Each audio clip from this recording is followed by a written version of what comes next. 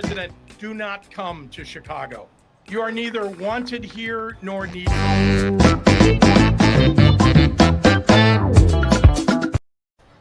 Hello. This is A Petty Politic back at it again with News Night with Abby Phillips with another discussion regarding something the Trump administration has done.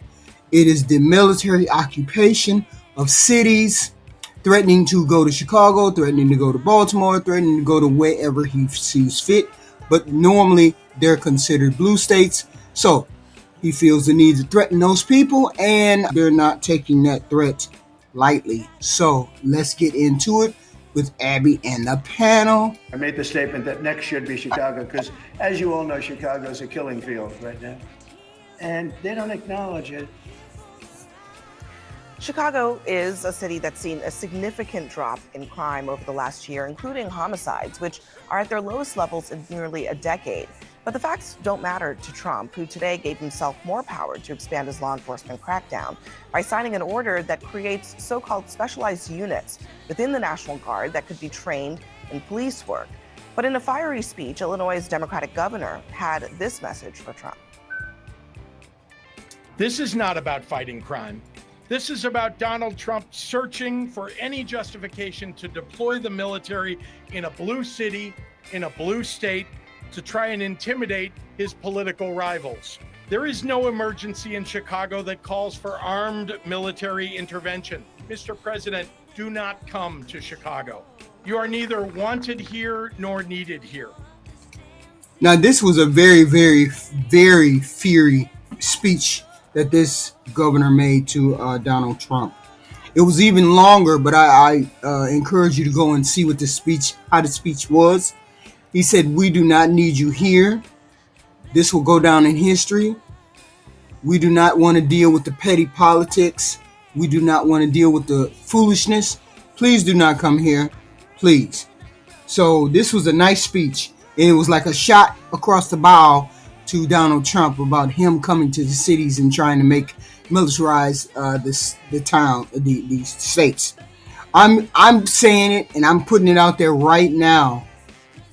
Donald Trump is trying to get the United States, the people, used to seeing police, military, getting people used to seeing the military on the streets. He's getting you used to seeing military presence on the street. Now, if this sounds like Trump is taking a cue from the dictator playbook, he claims you'd be wrong. And yet in the same breath, he says this is what Americans want.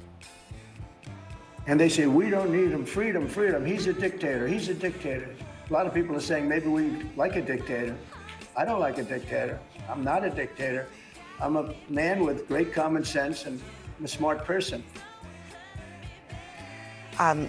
It's amazing to me that he would even bring that up, but I guess he understands that that's what's on people's minds. We've asked a number of times, and I think it really begs the asking again, why is it that Trump and his administration refuse to even look at some of the most dangerous cities in America that are in red states, where maybe they could easily get to? Because he's trying to intimidate the blue state people. He's trying to intimidate the blue state governors, mayors, people, all of that. That's what he's trying to do. Why not go to some of the red states? Why don't you do it there? Okay? Because those are your people. That's where the maggots are. MAGA people. That's where they are. So you're then trying to intimidate other people like Los Angeles, California, Baltimore, other side. This is what he's trying to do. The governor's approval, like Memphis, Tennessee, for example, Cleveland, Ohio, Kansas City, Missouri. They could get the governors in a heartbeat to say yes to National Guard troops. Why not do that? Well, Chicago's long been, and Washington, D.C. have long been the murder capitals of the country. Yeah, all those states that I mentioned are more dangerous when it comes to violent crime than Chicago. If your relative gets killed, you don't care if it's a blue state or a red state. Chicago's had nearly 600 murders a year. When Rahm Emanuel was mayor quite a while ago, it was maybe 400. I think every one of those families in the 600 who were killed last year would like to, maybe the federal government had intervened and helped them back then. Donald Trump also said he wouldn't come in unless the governor asked him, but the governor ought to ask him. Why won't he go where the governor will ask him? They haven't asked him. They haven't asked him. Does anyone think Okay, Chicago neither is has safe Illinois. enough? Is Chicago, but yeah, Abby, is the question, so in Illinois hasn't asked him, but he insists that he's going to go anyway. is Chicago But safe enough? other states like Tennessee and maybe Ohio, maybe if he said, hey, I'll bring National Guard troops, they're Republicans. Maybe they would say yes, but he hasn't. But you're mentioned avoiding the that. question. Is Chicago safe enough? Do they need help? Yes, they could use help. No city is safe enough, but I mean, Trump seems to acknowledge, just to be clear, Right. that he can't do this. Because what he signed today basically says to the National Guard, you get to train your troops to do, to intervene. Can he send the National Guard? Can Trump? The governors usually control the guards. The president can federalize them only under laws like the Insurrection Act or the Federal Missions Act. He cannot simply guard a state at will without legal jurisdiction. He just can't. But this president is trying it. He's trying it. In, domestic disturbances, which they already do. He did not actually send the troops to Chicago or to Baltimore or anywhere else. Why do you think that is? Well, bottom line is this. This is not about law and order. Donald Trump wants to make it about law and order, but it's about fear and control. He wants to control these places where the governors in these states aren't going to allow him to control that. You heard that from Wes Moore. You heard that from Pritzker. You heard that from Newsom. They're going to stand in that doorway and say, I'm sorry, Mr. President, but this is one of those times in which you don't get to do whatever the hell you want to do when you want to do it. And in essence, he thinks he can intimidate these folks. And it seems like all of the things that we have in common, these cities that he keeps saying, are cities in blue states. Not in, and you pointed out, these cities in red states, when you go to Louisiana, when you go to Ohio, when you go to Tennessee, when you go to some of these other places where crime is very high, it is quiet as a bunch of church mice. He's not even talking Arthur, about it. Right. the legalities of this are not really interesting. And he has no legal standing. There's no legal standing to it. Only a governor can use the National Guard, and depending on the circumstances. Trump's favor. And that's why. That's the answer your own. You're answering Right. your own question, like why he hasn't done it. He is like saying that he wants to do it, but it seems that at least on some level they understand they would need to figure out an actual legal framework to do this. And they because, and they may be doing so. yeah. Right. But let's just talk about the logistics for a second. Number one, I don't think it's accurate that in your open you referred to it as Trump's military occupation. When Governor Hochul here in New York put the National Guard in the subways and in some crime-ridden areas, I don't think we referred to it as military occupation. Why? I ride the subways. I loved when they were there. Law-abiding citizens love that. Are you kidding me? I wish there were more police officers and have one in every single car. See, and this is how it becomes normalized. When you get to seeing them on the street all the time, people get used to seeing them, and then all of a sudden, see, this is how our rights and the laws got crept up on. And then you look up and it's too late to stop. Finding out that we have National Guard in our states, or throwing people out of the country without due process, making alligator Alcatraz detention facilities. They can't house the homeless veterans, but they can find a place to put immigrants, or illegal. They can they can build a place in a month and have a place for them. No, we're creeping up to the line. The subway at every platform. We can't. That's why Governor Hochul said we're going to put them out and around. Law-abiding citizens, I don't see them objecting or looking to it as like it's a takeover by the military. I'm walking down the street. I walk out of my law firm at 1 o'clock in the morning in Midtown Manhattan, and I see a military guy there. You think I'm upset about that, or am I think the thrilled reason about it? why you're not Washington, D.C., he has attempted to take over the police department, A. With the police and B, department union and support. B, I didn't ask whether they supported it or not. I mean, I'm just answering the question about whether or not there's a takeover. I mean, that was the intention, was to essentially take control over law enforcement in the city, which he can do Mhm. because it's a federal Washington. city. Mhm. That's what Trump wants to do. So I don't Well, know that's what he has done. why It you're is quibbling with a that part. takeover. You Yeah. are absolutely right and accurate in your open, Abby. I think the reason why you may feel that way, Arthur, is because you maneuver in society with a certain privilege. The question is, who are these? Well, hold law on. What enforcement- privilege? When I get on the subway, May- just if tell I me, can- if just I tell me may the privilege. be- When if I'm dressed I like this on the may- subway, I am a target. That is not a privilege. I'm a target. If I There's the guy may- who probably has a wallet and a watch. Arthur, I want you to be That's not open. privilege. I want you to have a little bit of intellectual curiosity and be open and let Okay, me I'm finish my very point. curious. Thank you. I think when you ask the question, who is the militarized law enforcement there to protect and who are they there to protect from? And so often in this country, particularly, that is how law enforcement swelled their ranks. There was so much violence against people of color, Black people in particular in this country, that they said it's okay to beat a Black person, to murder a Black person, But but who you are the gotta, victims? but you gotta be wearing a badge when But you who do are it. the victims? Do you want to listen, or do you can't talk and listen at the same No, time? well, I so let me can. so I'm let me just tell you. multitask. Well, it doesn't sound like it. My point to you is, I am telling you on the front lines what is happening. And there are militarized police force going and harassing longtime law-abiding citizens of Washington, D.C.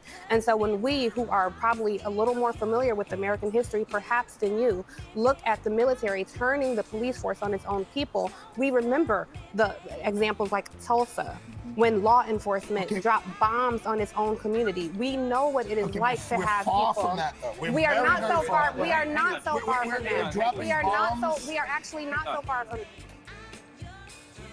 Oops. Hang on, we need to bring some numbers into this. Washington, D.C. has a net loss of 500 police officers since 2020. They are undermanned. The D.C. Police Union supports what Donald Trump's doing.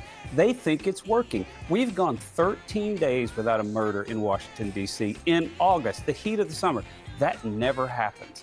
This is going to be the lowest number of murders in August on record. That actually. Yeah, but it still has to be legal what he does to bring the military in. He hasn't asked the governors. He's just said that he's going to do it, which means he's illegally trying to put forces in a state without the governor's permission, without his want, his need, and you can't do that.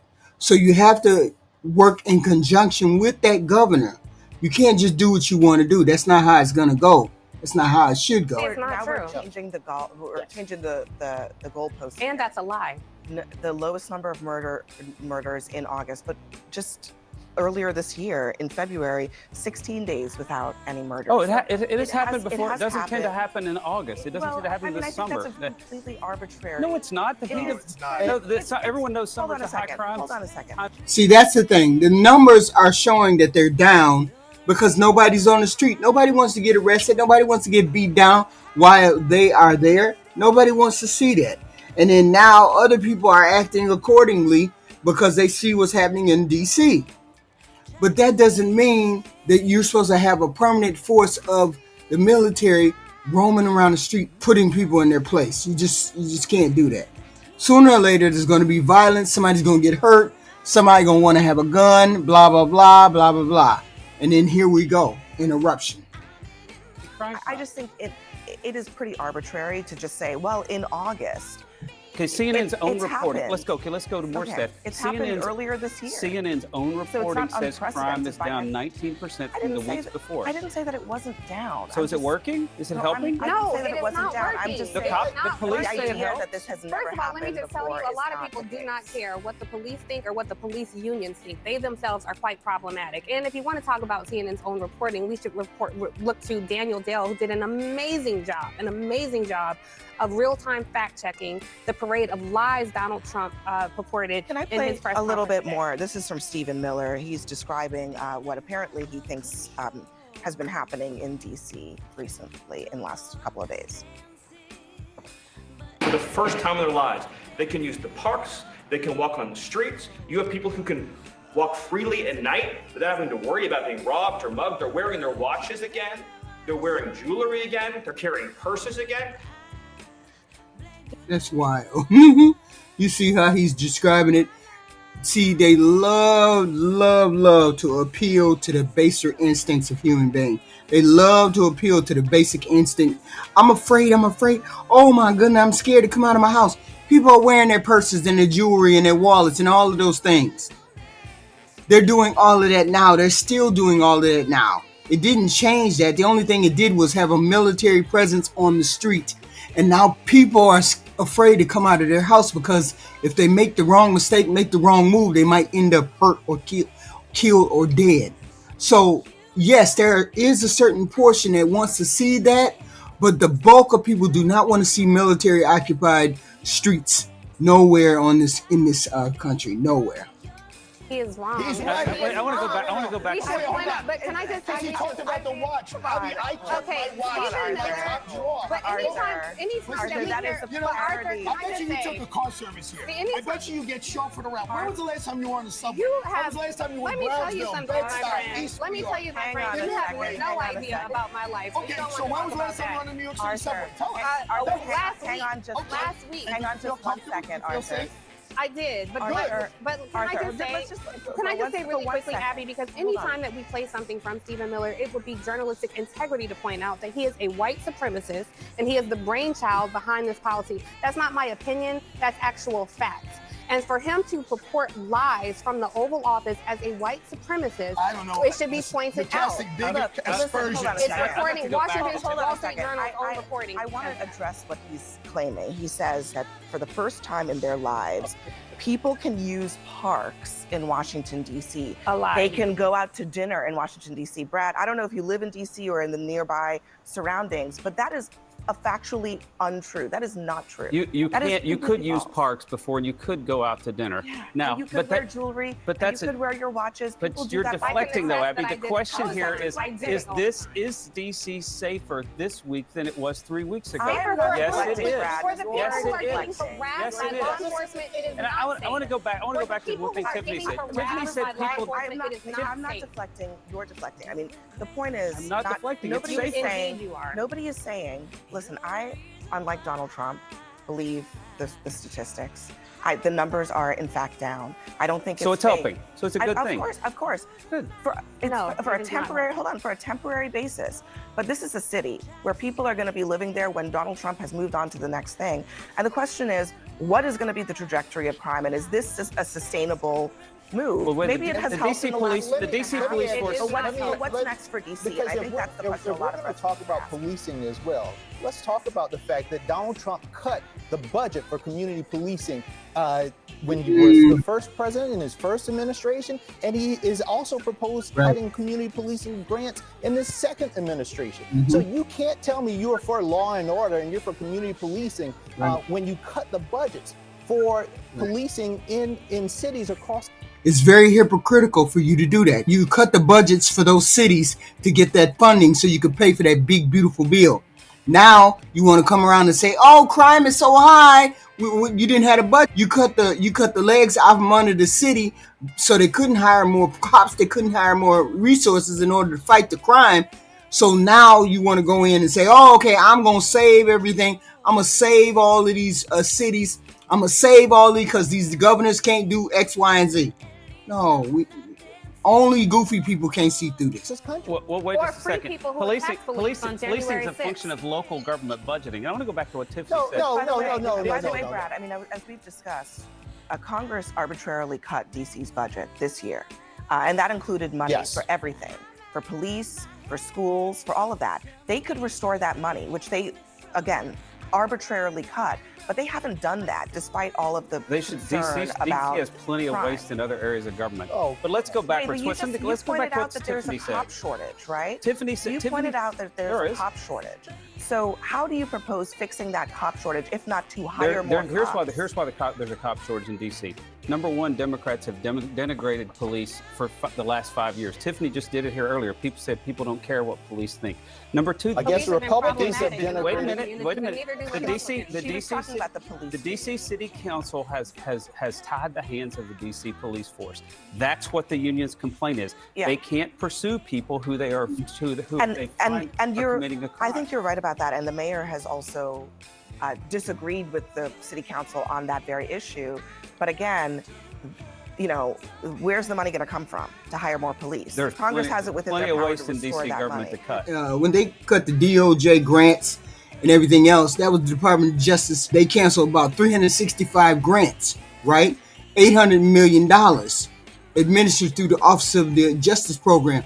They included guns, prevention, anti-human trafficking, juvenile justice, victim service, hate crime, all of that. It was a cancellation with more than 550 organizations, approximately 500 million in lost grant balances, okay? This was nonprofit all the way up to the police. So these were community-based, focused on violence reduction and via local leadership. Budget was cut like 10%, $3.7 billion. So now he's upset that the cities are out of control or were out of control, but the violence is going down. The New York City faced a $64 million cut to its urban security funding, about 41% decrease year over year, despite recently high-profile security incidents. They don't care about violence, they just care about controlling stuff. Trump administration don't care about violence or anything else in those cities. They don't care about the poor like that. They only care about controlling Democratic cities. That's it. My